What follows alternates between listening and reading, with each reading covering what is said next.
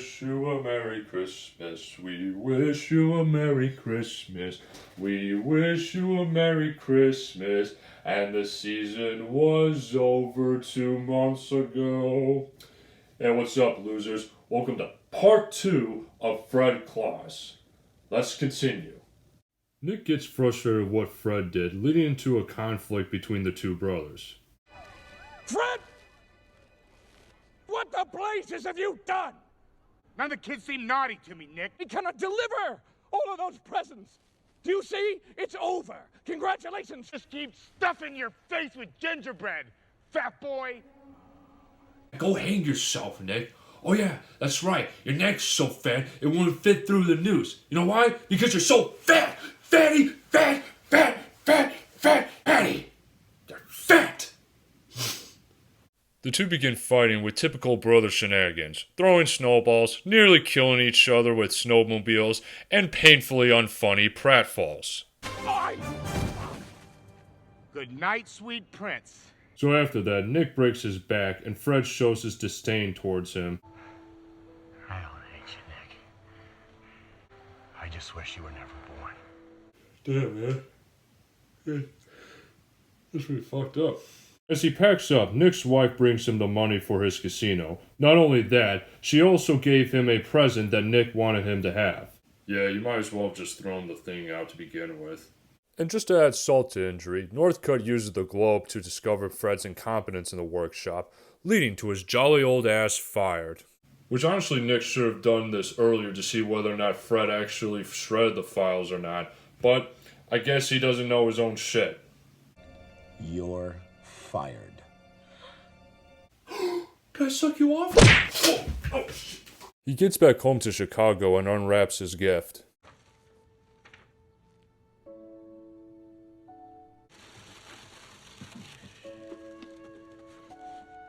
Wait a minute, did he just stuff Chirp Chirp? So the next scene is honestly quite bizarre. Fred goes to an anonymous meeting where he meets other brothers who are related with more successful figures. For example, we have Frank Stallone in the group, yes, Sly's brother, Roger Clinton, Bill's brother? What? And Stephen Baldwin, the least successful brother of Alec. Okay, first of all, how did Fred find out about this place? Did his mom or girlfriend told him about it? And second, why did they allow a nobody like Fred to be in this meeting full of celebrities? I mean, granted, he had a reason to be here, but none of the guys don't seem to believe that he's related to Santa Claus. Yeah, no shit they don't believe that, so why is he still here? And third, why the hell are all these guys doing here in Chicago for an anonymous meeting? What, was LA too much for them? I mean, because this isn't funny to all of us here in the group. This is very serious to us. Let me guess, the guy over here is Nelson Freeman's twin, right? So basically, throughout the scene, Fred talks to the group about his troubles with his brother, and Stephen having a tantrum. That's not Alec, okay? Don't look at me, look at him. That's not Alec. All right, let's dump it out. It's not Alec. Stephen, Alec's not gonna hear that. That's not Alec. Okay, that's not Alec. That's not Alec. That's not Alec. All right. You know, I have a good advice for you, Baldwin. How about you channel all of your anger towards Pauly Shore? I mean, after what he put you through in Biodome. I think I know where you're coming from. Because I used to be really, really angry with my brother. Oh, Roger, don't feel bad for yourself. I think everyone is really angry at your brother.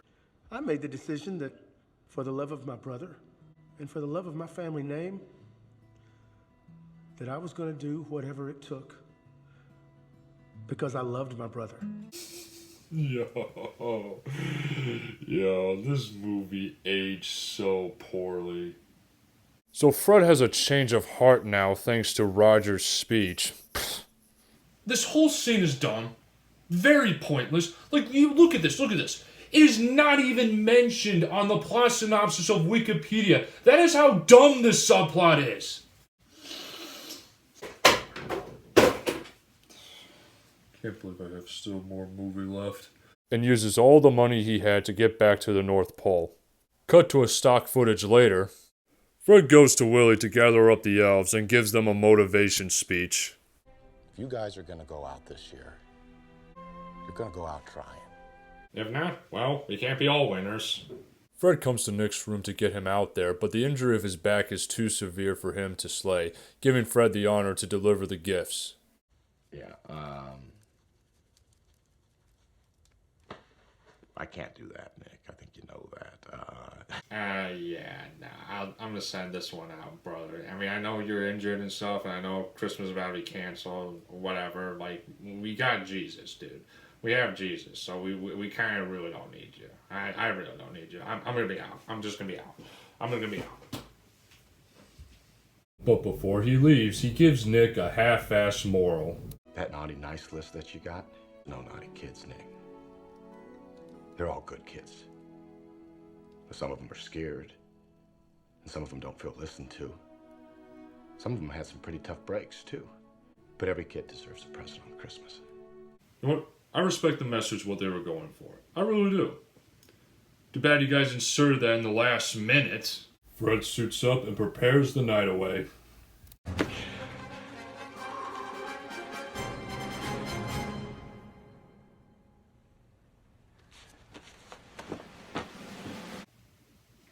Okay, where's the joke?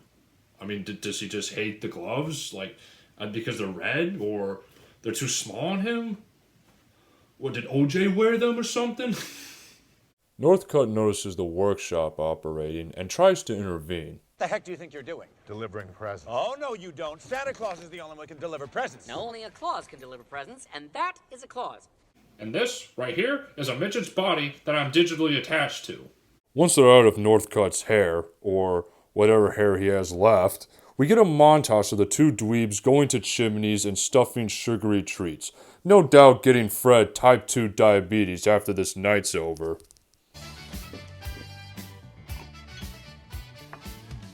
Oh, you got me there, movie. That's a good one. You got me, movie. You got me. So, like, did the Jews actually believe in Santa? Fred then goes to his underage friend to give him some advice. Slam, I want you to listen to me.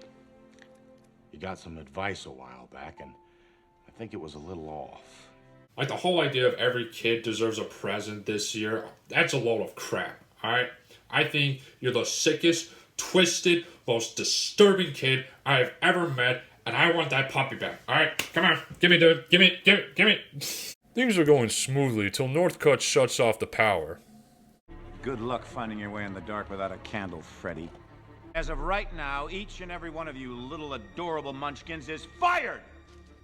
Now get out of here, you little rascals. You little silly rascals. You little munchkins. Get your little asses out in the workshop. You're done. You laid off. Gaboosh. Nada. As they get lost, Nick comes to Northcutt by using Fred's advice to help the villain change his ways. It was wrong of me not to give you that gift, Klein. I fear that I had a very incorrect, misguided understanding of naughty children. I don't think...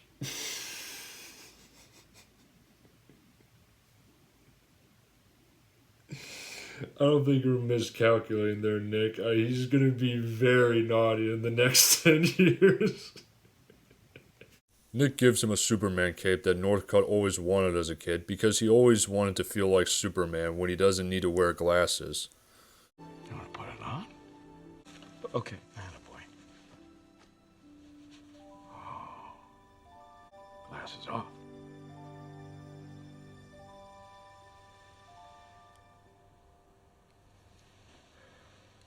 You know, it's very interesting how the former Lex Luthor looks up to Superman. But weirdly, the movie actually shown a ton of Superman Returns toys and merchandise. So, does like the real Spacey actually exist in this universe?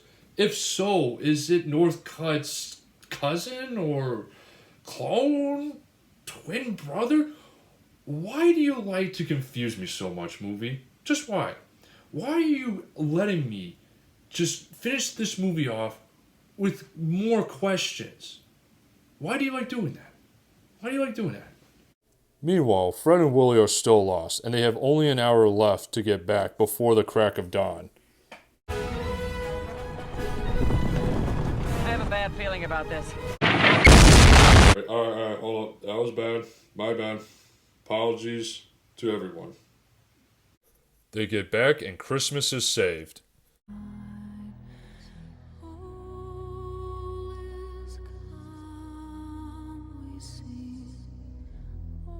You know what? That's a very touching scene, movie. That's very touching.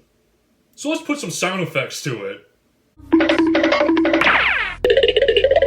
Hey, don't look at me for ruining it. You guys put a ton of sound effects in your movie. I think this is very appropriate for this scene. As they watch the kids open their presents, two brothers have finally got along once more. You are the best big brother anybody could ever ask for.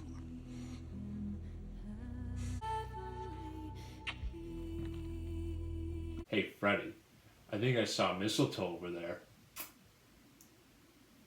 Fred then goes to his girlfriend's house, giving her a present and also moving in with her. And then he finally wins her heart by taking her to Paris, just like she always wanted.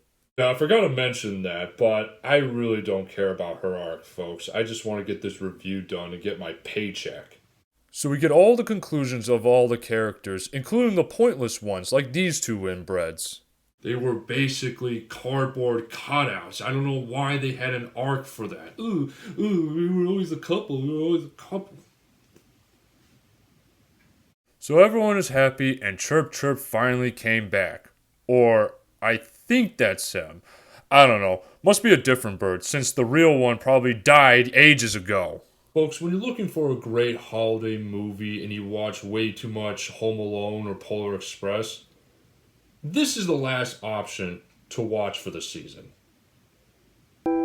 As I said before, the cast is trying to make this entertaining as possible, but it's not enough to salvage this crap from its incomprehensive plot, a total afterthought of their moral lesson, and the obnoxious sound effects sprinkling with unfunny jokes.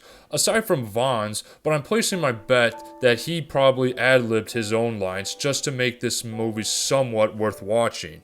If I were to improve this movie, I would suggest cutting down on the sound effects. Like, come on guys, even Johnny Test would ask this movie to tone it down a little.